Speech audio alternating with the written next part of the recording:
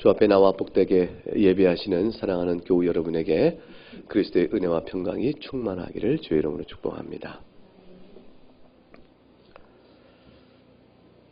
하나님께서 주시는 명령은 여러 가지가 있습니다.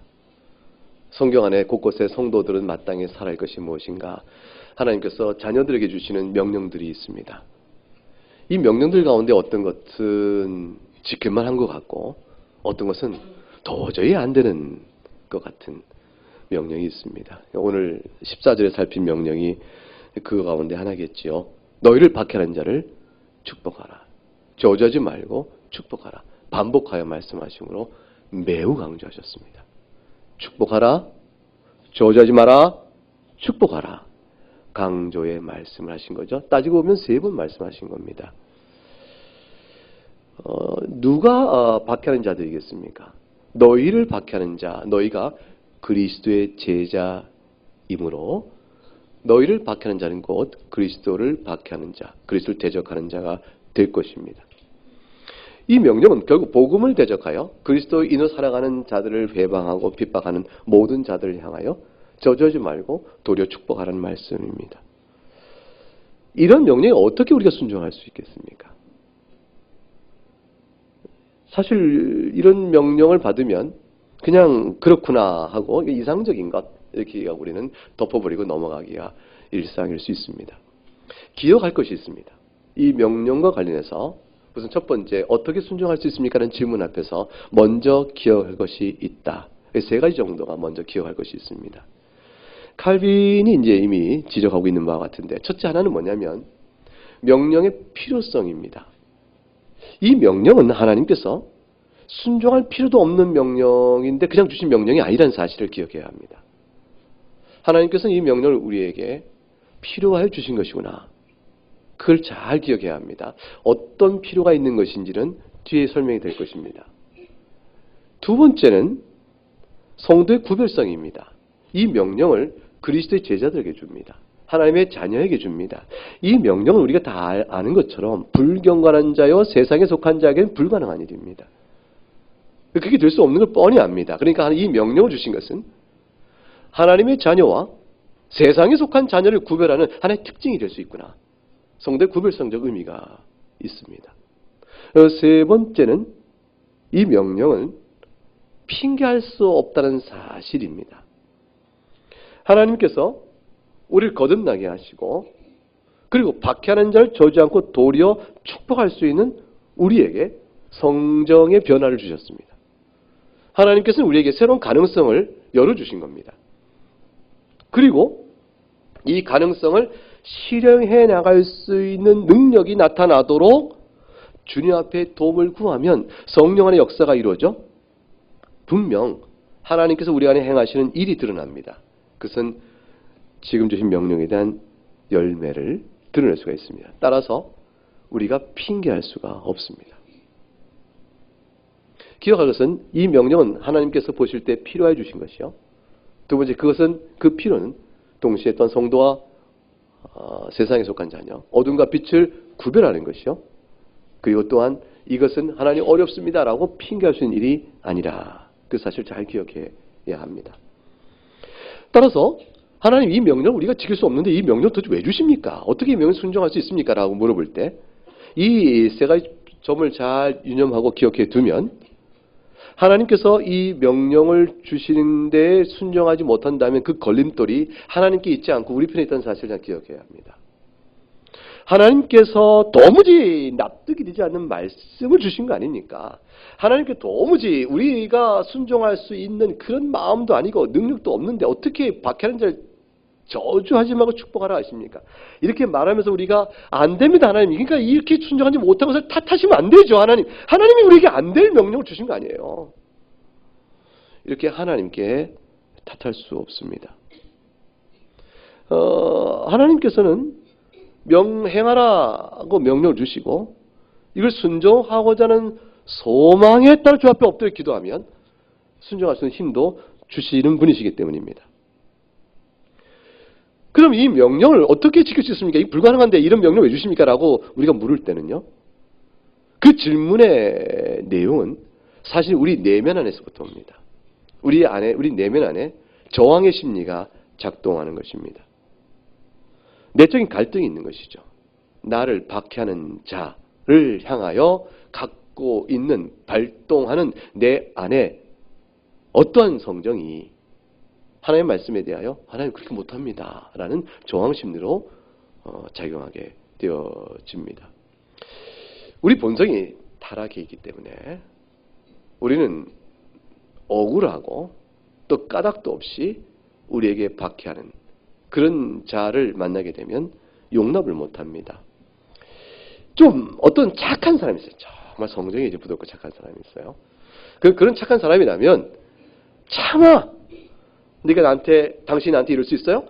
그럼 당신도 한번 그렇게 해봐요. 라고 보복을 하는 것은 참아 못할 수 있어요. 그만큼 착해요.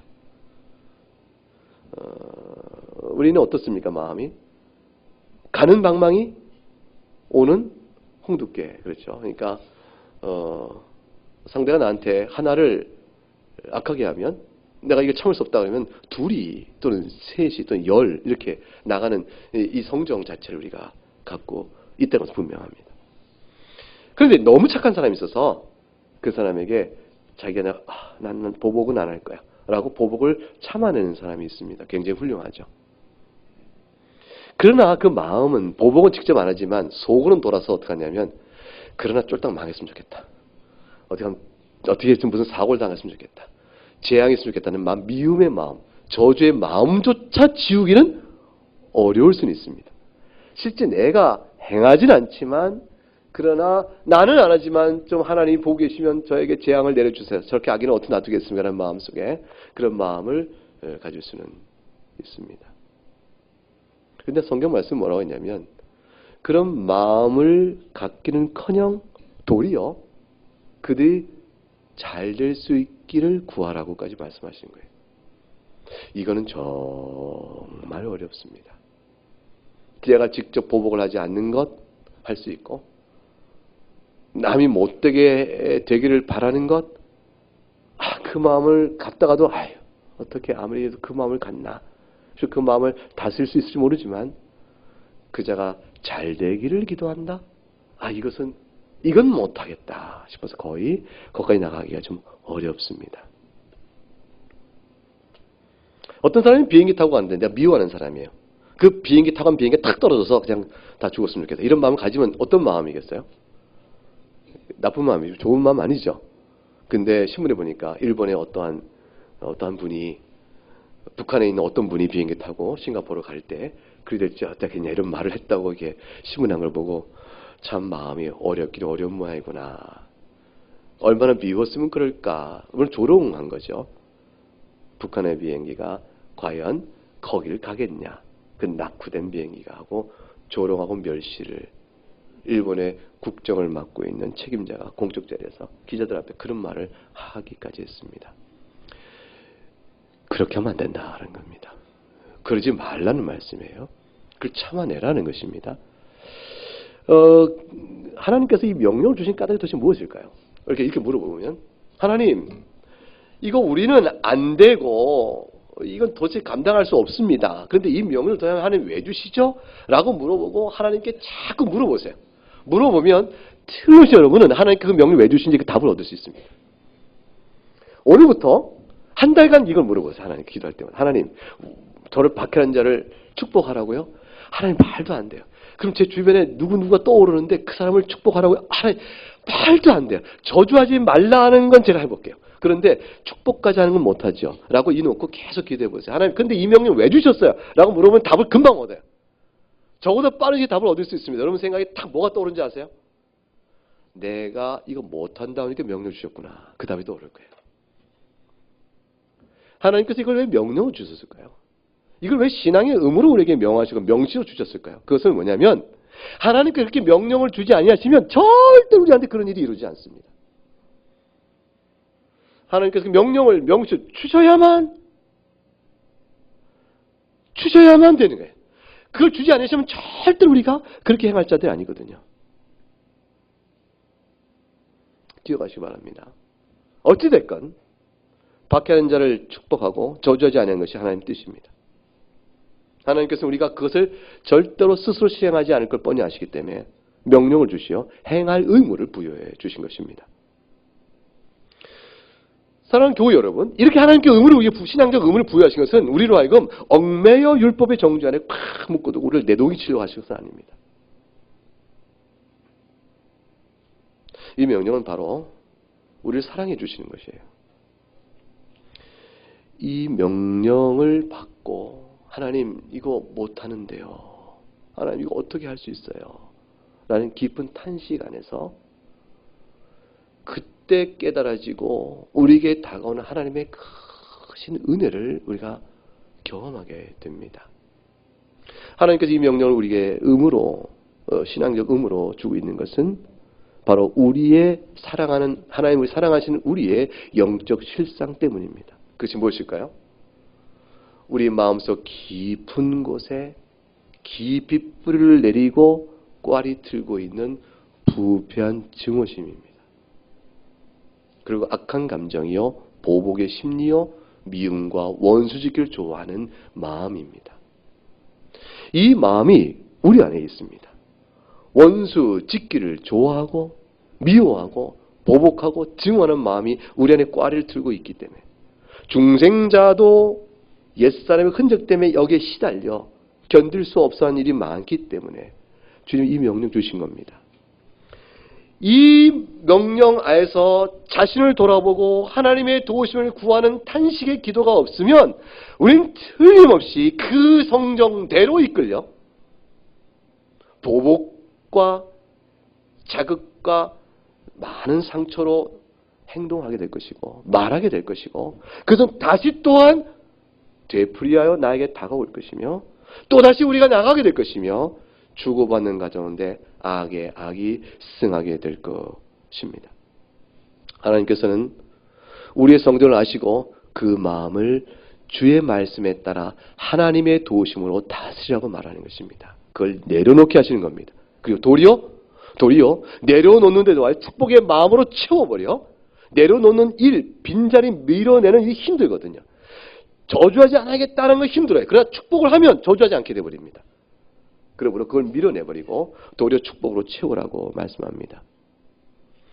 그러므로 하나님께서는 이것이 내가 바라는 뜻이요. 이 일을 구하는 자에게 내가 능력으로 일을 하도록 하겠다고 말씀을 주시는 겁니다. 박해하는 자를 축복한다는 말이 뭘까요? 박해하는 자를 저주하지 않는다는 말이 도대체 구체적으로 무엇을 의미하겠습니까? 그것은 단순합니다. 하나님께 기도를 하는 겁니다. 하나님, 그들을 위해서 기도하는 거예요. 그들을 위해 기도할 때 하나님 제 왼수를 그냥 가다가 코가 깨지게 해서 이렇게 기도하는 것이 아니고 반대 기도죠. 주님의 뜻에 따라 오늘의 교훈을 듣는 겁니다. 하나님, 박해한 자를 축복하셨사오니 저들을 놓고 제가 기도합니다. 저들이 하나님 앞에 돌아올 수 있도록 기도합니다. 저들이 자신이 하는 일이 무엇인가를 깨달을 수 있기를 기도합니다. 저들의 영혼이 잘 되기를 기도합니다. 그리고 저들에게 악한 말로 대받지 않는 겁니다. 도리어 저들이 살아가는 일 속에서 어려운 일을 당할 때는 속히 어려움이 해결되도록 저들이 잘된 일이 있다면 하나님 앞에 감사하는 마음을 갖고 저들이 나올 수 있도록 그렇게 기도하는 것이에요. 그래서 저들에 위한 기도가 성도를 서로 간에 기도하는 것과 차이가 없이 간구를 들어가도록 하는 것, 그것이 축복과 저지하지 않는 겁니다. 그러니까 내가 사랑하는 사람을 위한 기도와 나를 박해하는 사람에 대한 기도와 실질 내용 차이가 없이 주 앞에서 간구하는 내용이 되어지면 그것이 바로 축복이요. 그것이 저주하지 않는 주의 말 순종의 내용이 이루어지게 되어집니다. 이런 일들이 어떻게 우리에게 이루어질 수 있을까요? 이 모든 일들은 우리의 이성에 기초하고 있는 것이 아니고요. 우리의 감정에 기초한 것이 아니고 우리의 경험에 기초하고 있는 것도 아니고 우리가 놓여있는 삶의 환경에 대한 유익성과 실효성에 기초한 것이 아닙니다. 이 모든 명령에 대한 순종은 오직 예수 그리스도 안에서 기초합니다. 이 말은 무슨 말이냐면 이성으로는 그럴 수 없습니다. 논리는 말도 안 되죠. 정서적으로는 하나님 그걸 못 받습니다. 경험적으로 항상 그 더 큰 화를 당했는데요. 저들이 그런다고 돌이키는 것도 아니에요. 하나님, 그들을 해서 맞받아치지 않으면 더 크게 저들이 승리하고 득이한 줄 알아 더 큰 화가 옵니다. 하나님 그럴 수 없습니다. 경험은 말해줍니다. 그러면 안 된다 라고 말하는 이런 모든 논리와 경험과 정서 이것 때문에 기초하여 하는 말씀하는 것이 아니고 하나님 그 모든 걸 모르시는 분이 아니에요. 딱 한 가지예요. 너희가 그리스도 안에 있으니 그래라. 그거 안 합니다. 우리의 논리와 이성을 거슬립니다. 우리의 좋아하는 정서를 거슬립니다. 우리의 경험적 판단을 거슬립니다. 그 모든 것도 불구하고 그리스도께서 하신 것처럼 하라. 이 말씀의 순종의 원형, 모범적인 순종의 원형은 예수 그리스도입니다.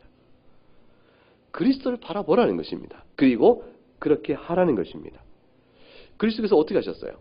누가복음 23장 34절에 이에 예수께서 이르시되 십자가에 달리셔서 죽으실 때 아버지 저들을 사하여 주옵소서. 자기들이 무슨 일을 하는지 저들이 알지 못함이니이다.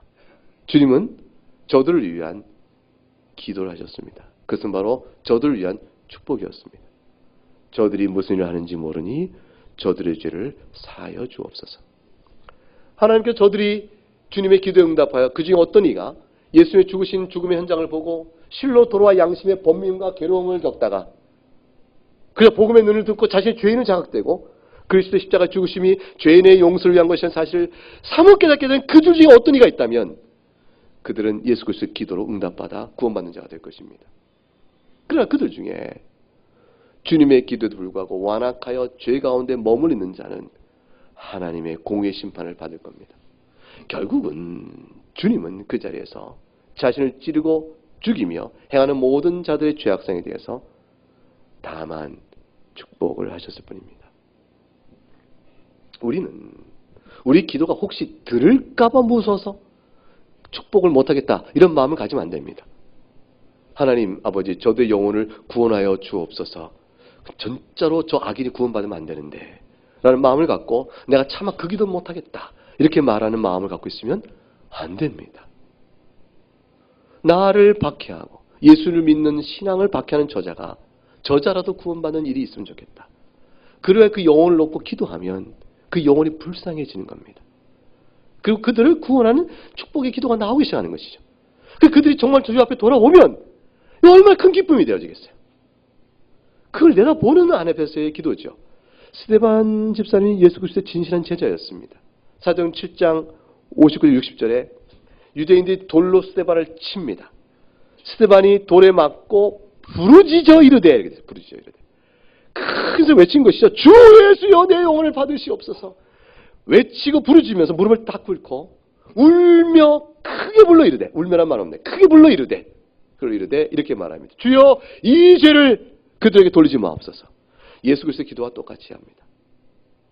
예수님의 죄인을 향한 악인을 향한 축복의 기도를 따라 배워 적용한 신실한 적용적 사례를 스데반 집사가 보였습니다. 인간의 논리나 정서나 감정 또는 경험 그것에 기초하여 이러니 실리가 있고 유익하니 해라 이런 말씀이 아닙니다. 그리스도 안에 있으므로 이것을 행하라 말씀합니다. 그렇게 행하면 우리가 어떤 유익이 있는 것일까? 그렇게 행하는 자는 첫 번째 무엇보다도 그 사람 내면에 있는 신앙의 색깔이 드러납니다. 그 신앙의 자태의 모습이 본질적으로 드러납니다.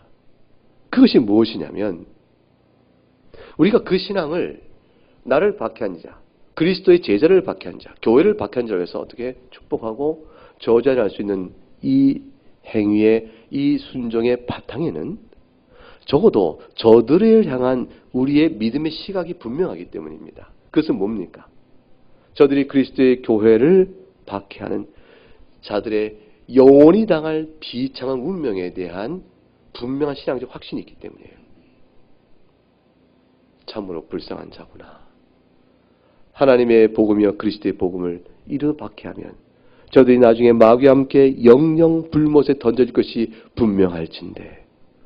저들이 자신의 행하는 일에 대한 성격을 알지 못하고 교회를 비역하며 그리스도를 박해하며 그리스도 믿는 이들을 박해하니 저들이 참으로 불쌍하고 비참한 자들이로다라는 사실이라는 인식입니다.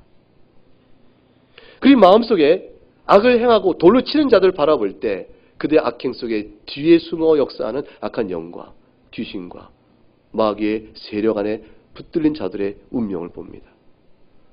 두 번째로 보이려 그 박해를 당하고 있는 그리스도 이름 박해당하는 제자들 안에서의 그들이 하늘의 상이 큰 것을 바라보게 됩니다. 이는 우리들의 신앙적인 참 버팀목이에요. 예수 그리스도 이름으로 예수 그리스도 안에서 당하는 어떤 박해도 하나님 다 잊어버리지 않으세요. 하나님 다 기억하시고 주님께서 말씀하신 그대로 하늘의 상을 바라고 즐거워하라. 그 말씀하신 내용이 분명하기 때문입니다. 마태복음 5장 10절부터 말씀을 잠깐 볼까요? 성경 열어보세요. 마태복음 5장을 열어봅니다.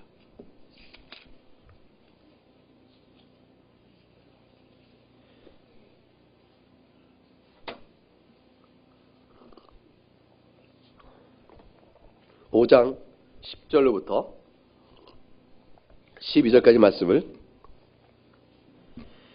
우리 같이 읽어보겠습니다. 의를 위하여 박해를 받은 자는 복이 있나니 천국이 그들의 것임이라. 나로 말미암아 너희를 욕하고 박해하고 거짓으로 너희를 거슬러 모든 악한 말을 할 때에는 너희에게 복이 있나니 기뻐하고 즐거워하라. 하늘에서 너희 상이 큼이라. 너희 전에 있던 선지자들도 이같이 박해하였느니라. 사랑하는 교우 여러분, 주님께서 하나님 나라가 누구의 것인가? 어떤 자가 하나님 나라에 합당한 자인가? 하나님 나라에 합당한 들어온 자들은 어떠한 은혜를 누리는가를 보여주고 계십니다. 심령이 가난한 자는 복이 있다. 심령이 가난한 것이 조건이 되어서 하나님 나라에 들어오는 우리의 편에서의 어떤 노력을 먼저 얘기하는 것이 아니죠. 하나님 나라의 백성이 된 자들에게 나타나는 신앙적 양태와 모습이 어떤 것들인가 쭉 말씀합니다. 우린 다 하나님 나라 안에 그리스도를 말미암아 들어온 자들입니다. 죄 용서 받은 자요. 성령께서 우리를 일깨워 이끌어가고 있는 은혜를 아는 자들입니다. 정녕 그럴진데 우리 안에 심령 속, 우리 안에 신앙 양태 속에서 팔복의 모든 모습들이 각각이 드러날 것입니다. 아주 연약할더라도 어떤 것은 잘 보이지 않을 때라도 그러나 반드시 흔적들, 신앙의 열매의 시작과 단초가 시작되고 있는 것이 우리는 심령이 가난하여 우리 안에 의가 없음에 대한 절감하고 의 없음과 죄에 대한 인식으로 애통해하며 하나님의 위로를 구할 것이며 그의 그 마음속에 타를 향하여 온유하며 의에 줄이고 목말라 거룩이 우리 안에 이루어지기를 간절히 바라고 불쌍히 여기는 마음을 갖고 심령을 말씀 앞에서 청결하기를 원하는 마음을 갖습니다. 다툼보다는 화평을 원하는 자의 모습으로 살아가겠죠. 그의 마지막에 의를 위하여 박해를 받는 일들이 겪게 되어집니다. 하나님 나라 속한 사람들에게 어쩔 수 없이 다가오는 세상살이 가운데 있는 여러 모습들, 크고 작든 그런 일들이 있게 되어집니다. 이것이 예수 그리스도께서 승천하신 이후에 있었던 초대교회는 얼마나 이 말씀이 강렬하게 들어왔겠습니까? 얼마나 실감나게 들어왔겠어요? 의를 위하여 박해를 받는 복이 있다는 말씀이 얼마나 위로가 됐겠어요? 여러분 이 말씀의 10절 말씀이 가려지고 없다고 하더라도 우리는 그 앞의 말씀 속에서 괜찮아요 하나님 나라 된 백성이 위로는 충분히 받습니다 이렇게 말할지 모릅니다. 왜냐하면 여러분 신앙생활 속에서 의를 위하여 박해받는 일들이 별로 없다는 말이죠. 근데 예수 믿는 것 때문에 어려서부터 지금까지 받은 박해가 별로 없다는 말이죠. 하나님 이 말씀은 굳이 없어도 우리 시대는 맞지 않네요. 아니면 저의 경우는 맞지 않네요. 이렇게 했을지 모르죠. 그러나 초대교회 때 교인들에게는 이거는 정말 큰 위로였어요. 왜냐하면 의로 인하여 박해를 받는 것은 일상이었으니까. 일상이었으니까. 여러분의 가정과 직장과 개인의 선택 속에서 감당해야 될 예수 믿는 신앙 때문에 손해가 얼마나 큰지, 그 아픔이 얼마나 큰지, 상실이 큰지 그런 것들을 여러분이 겪고 있다면 여러분 이 말씀이 정말로 위로될 거예요. 주님이 그 위로를 어떻게 주십니까? 천국이 너희 것이다 그랬어요. 그리고 말씀하기를 나로 말미암아 너희를 욕하고 박해하고 거짓으로 너희를 거슬러 모든 악한 말 할 때 너에게 복이 있으니 도리어 기뻐하고 즐거워하라 그러셨습니다. 현실은 뭡니까? 박해니까 고통이죠. 거짓으로 너희를 거슬 악한 말을 하니 견딜 수 없는 뭡니까? 마음에 분노가 있고 공의감에 억울함이 있고 화가 납니다. 그리고 이성은 뭡니까? 이룰 수 없다고 생각됩니다. 따라서 반발과 보복 심리가 작동될 것입니다. 그러나 그 모든 것들 불구하고 도리어 기뻐하고 즐거워하라고 말합니다. 어떻게 그럴 수 있습니까? 하늘의 소망을 바라보는 거죠. 우리 신앙이 그곳에 미칠 때 비로소 이 일들을 순종할 수 있는 기회가 생기게 되어집니다. 사랑하는 교회 여러분, 이 말씀을 순종할 만한 하나님께서 박해받고 그러나 도리어 축복할 수 있는 믿음에 순종하는 사람에게 주시는 복은 하늘의 상이 크다라는 것, 선지자들도 그와 같이 박해를 당했으나 견딤으로 하늘의 상에 큰 것을 받고 있다라는 사실에 대한 것뿐 아니라 이 땅에 사는 우리 심령 속에 그윽한 말할 수 없는 위로를 줍니다. 평안을 줍니다.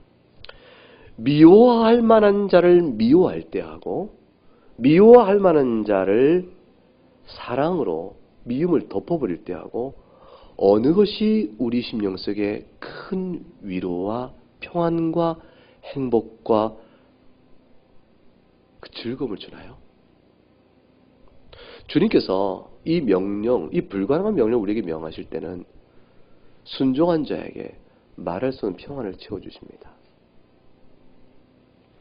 미워하는 자, 미움을 받을 만한 자, 우리의 원수된 자, 박해하는 자, 그러니 저들 향해 내가 이 마음 갖는 건 마땅하지 라고 싶어서 우리 안에 갖고 있는 증오심과 보복의 심리와 원수 맺는 걸 좋아하는 마음대로 이치를 따져서 다 생각대로 명분과 이유를 나열하며 그래서 북돋는 내 감정을 더 쏟아부으면서 그래서 그것을 행했을 때 돌아오는 마음은 어떨까요? 영혼은 황폐해집니다. 누구를 할지라도 복음의 원수된 자를 향할지라도 우리 마음의 주관적 심리 안에 작용하는 이 기제, 작용 기제 자체가 우리 영혼에 상처를 주게 되어 있는 겁니다. 주님은 그거를 이렇게 다듬으시는 거예요. 다듬으시는 거예요. 축복해라. 저들이 알지 못하오니 저들의 비참한 처지를 스스로 알지 못하오니 라고 저들의 죄를 깨닫도록 사하여 주옵소서 라고 말하고 그러므로 저들의 처지를 향하여 도리어 죄를 깨달아 돌이켜 구원받아 하나님 나라의 백성 되기를 원하는 마음으로 그들 위해 기도하고 이런 마음으로 나아갈 때 채워지는 마음은 도리어 상처가 아니라 큰 기쁨이요 즐거움이요 위로입니다.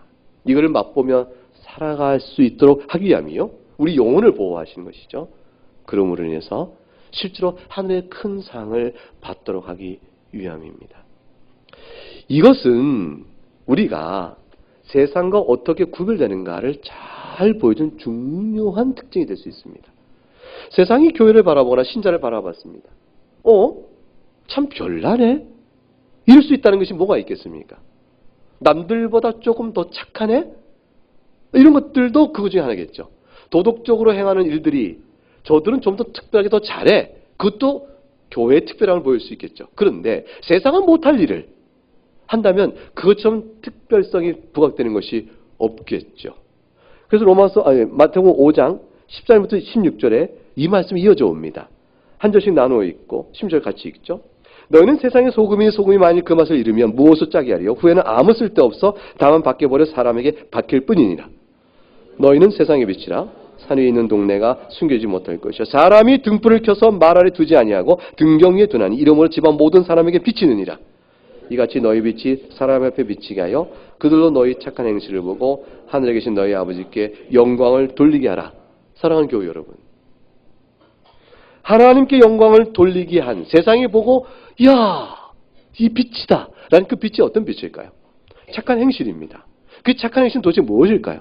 저들이 이렇게 착할 수가 라는 그 행실이 어떤 것일까요? 그들 가운데 찾기 어려운 행실입니다. 그것은 빛이었습니다. 세상이 빛입니다. 세상의 빛이라는 것은 어두운 세상으로부터 구별되는 빛이에요. 어둠 속엔 찾을 수 없는 빛입니다. 세상의 소금입니다. 부패를 막아주는 소금입니다. 이것은 단순한 도덕적 측면만을 말하는 것이 아니에요. 성화는 거룩한 하나님의 명령의 규범은, 십계명의 규범은 세상 속에는 양심에 씌어진 바와 형식상 많은 내용이 일치하지만 근본에 행하는 원리는 다르니 하나님을 사랑하고 이웃을 사랑하는데 원수를 미워하고 이웃을 사랑하라 하였으나 나는 너에게 말하노니 원수 사랑하는 주의 말씀에 따라 계명을 지켜가는 거잖아요. 그래서 성도의 삶의 원리는 좋아하는 사람을 사랑하고 미워할 자를 미워하는 데 있지 않다라고 말씀하셨잖아요. 십계명의 모든 원리는, 그 순종의 원리는 미워하는 자라도 거짓말을 하는 거 아니에요. 미워하는 자일지라도 살인하지 않는 것입니다. 미워하는 자의 재산도 뺏는 것이 아닙니다. 말하자면 원수니까 괜찮아 할 수 없는 겁니다. 말하자면 사랑의 원리는, 십계명 실천의 원리는 원수자 사랑하는 데 있다고 주님이 선포하셨어요. 이것은 세상에 없는 겁니다. 어둠과 빛이 구별되어지는 차원의 것이죠. 그러니까 팔복의 내용의 신앙적 양태, 하나님 나라 백성된 자가 드러내는 신앙의 양태가 결국은 세상사에 볼 때 착한 행실이요, 그들이 하나님께 영광을 돌릴 수밖에 없는 빛입니다. 그 빛 가운데 박해하고 거짓말을 거슬려 모든 말을 할 때 도리어 그들을 축복하고 저주하지 않는 데 있는 겁니다. 이 일은 각각의 모든 성도가 개인적으로 흩어져 세상 속에 살 때 경험하는 일이요, 그 경험하는 일 속에서 주신 명령의 순종의 그 능력이 역사하려면 홀로는 안 되고 교회가 절실한 겁니다. 주님은 우리를 교회로 불러 모으시고 로마서 12장 15절과 16절에 14절에 이어서 이렇게 얘기하고 계십니다. 15절 말씀 읽어보죠. 즐거워하는 자들과 함께 즐거워하고 우는 자들과 함께 울라 하십니다. 무엇이 즐겁고 무엇이 우는 일일까? 그것은 인생 자체가 수고와 슬픔뿐이다 했으니 수고와 슬픔뿐 속에서 세상 사람도 겪는 눈물과 아픔이 있습니다. 성도도 겪지요. 또 수고와 슬픔 가운데 참 감사하다, 형통하다 싶은 일들이 있을 때 또한 즐거워할 수 있을 겁니다. 이 모든 일에 더하여 결국 그리스도인으로 살아가는 동안에 신앙 때문에 겪는 슬픔이 있고 신앙의 위로도 있을 수 있는 일이 있습니다. 그 어떤 일이든 교회로 모여서 성도는 지체와 형제를 바라보며 같이 마음을 하고 같이 아파하고 같이 슬퍼하는 일을 훈련받고 그런 가운데 지낼 수 있도록 격려받고 그리해야 한다고 말씀하시는 겁니다. 이것 또한 우리에게 자연스럽지 않습니다. 부패한 우리 심령 속에는 즐거워하는 자를 보면 뭐야, 저자 왜 이렇게 형통해? 하나님 조금 그렇지 않아요? 저자가 누린 형통의 이유를 보니까 하나님 제가 더 잘났는데요? 저자가 이렇게 형통을 누린다면 저는 더 노력을 했는데요? 저자보다 제가 은사가 더 있는데요? 하나님 저 정도 받으면 제가 더 받아야죠. 하나님에 대한 마음의 생각, 자기 기준에 따른 시기와 질투의 마음이 꿈틀거립니다. 사촌이 논을 사면 뭐라고 돼 있어요? 격언에? 속담인가요? 배가 아프다. 그거 모르세요? 사촌이 논을 사면 배가 아프다.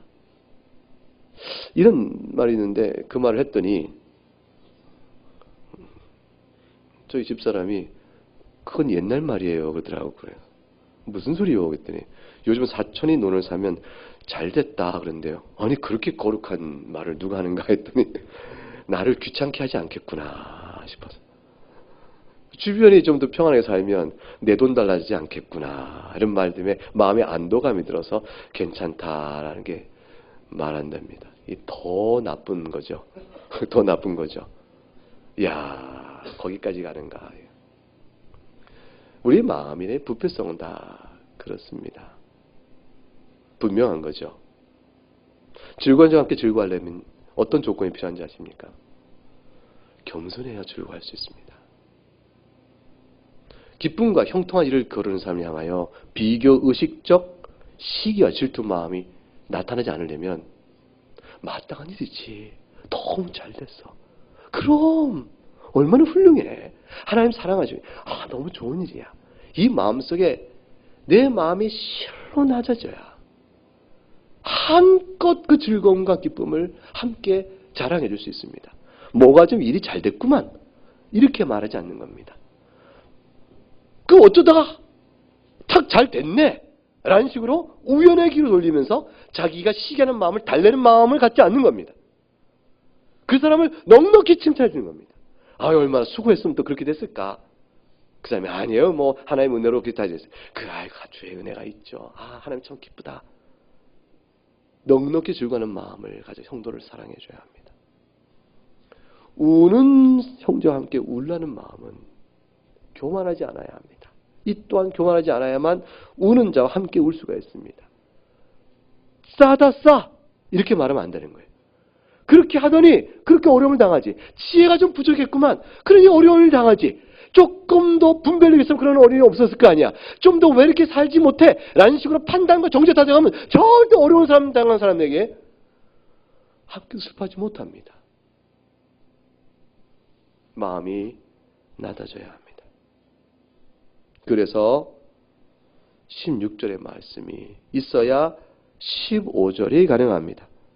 14절 말씀 16절 같이 읽어볼까요? 서로 마음을 같이하며 높은 데 마음을 두지 말고 도리어 낮은 데 처하며 스스로 지혜 있는 체 하지 말라. 형제의 불행과 슬픔을 무심히 보지 말라. 함께 울며 함께 공감하라. 형통을 누리는 형제와 함께 기뻐하라. 그렇지 않으면 시기의 마음이니 자기 마음속에 야심을 가지고 남보다 비교하여 우월함을 과시하는 마음을 조금이라도 있는 사람은 자기 마음속에 꽈리 들고 있는 야망과 야심, 비교, 우월감 때문에 자기를 드러내야 할 것이고 그 절대로 공감과 함께 누리는 이 성도의 교통을 좋게 누리지 못한 일이야. 실로 온유하고 겸손한 마음이야만 이것이 가능해집니다. 그러므로 서로 마음을 같이하며 높은 데 두지 말고 도리어 낮은 데 처하고 스스로 지혜 있는 체 하지 말라는 말씀이 주어지고 있는 겁니다. 자신을 지혜롭게 여기는 사람은 교만한 사람입니다. 교만을 치유하려면 자기가 더 남보다 낫다, 더 지혜롭다는 생각 자체를 머릿속에 뽑아내버려야 합니다. 이것을 뽑는 것은 굉장히 어렵습니다. 그러나 그러지 아니하면 절대로 교만을 꺾지 못하고 그렇지 못하면 함께 하지를 못합니다. 성정서 함께 하지 못하는 사람들이 있어요. 수줍고 낯설고 낯을 가리기 때문에 그런 것은 있을 수 있어요. 수줍고 낯설고 낯을 가리는 이유 중에 하나는 상대부터 상처를 많이 받은 일이 있을 때 또한 그렇게 방어적이 될 수도 있습니다. 교회 안에서 그 모든 것들이 극복될 수 있도록 주께서 오늘 권면하시는 겁니다. 16절이 없으면 15절이 이루어지지 않습니다.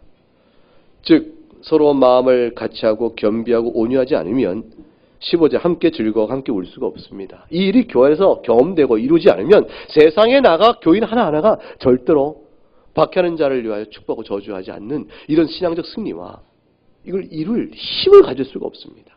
어떻게 우리가 그럴 수 있겠습니까? 본향, 이 땅의 하늘 본향을 나타내면 교회 안에서 사랑을 경험하지 못하면 밖에서 어떻게 악에 대하여 사랑을 승리하는 일들을 우리가 해낼 수 있겠습니까?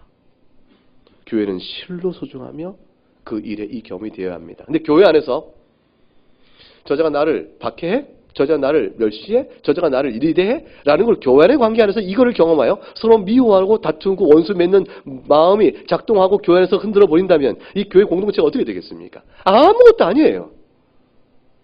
아무것도 아닙니다. 그러니까 그 사람들의 입장에 이런 변명이 나오는 거죠. 뭐냐면 나는 예수님은 믿고 싶고 예수님은 좋아하는데 교회는 싫어. 말이 가능해지는 것이죠. 변명과 합리화가 되는 것이죠. 그래서 나는 교회 나가지 않아. 교회 나가면 내 신앙이 더 없어지거든. 그래서 내가 교회 나가지 않고 혼자 예수님을 잘 믿을 거야. 이 말이 힘을 얻어간다고 얘기하는 것이죠. 정말 딱한 일입니다. 또 슬프고 아픈 일입니다. 세상의 교회는 다 연약합니다. 그 핑계를 삼으려면 나갈 교회는 이 세상에 하나도 없습니다. 그것을 이렇게 그런 판단으로 바라보면 출석할 교회는 하나도 없습니다. 교회는 원래 그런 것이라. 교회 안에서 겪는 일 연약하니까 형제간의 지체가 하나 되어야 하는데 우리 그렇지 못하구나. 하나님 우리의 연약성과 악함을 보시고 불쌍히 여겨주세요. 그 기도로 서로 마음을 같이하는 겸손의 훈련을 부딪히며 배워야 됩니다.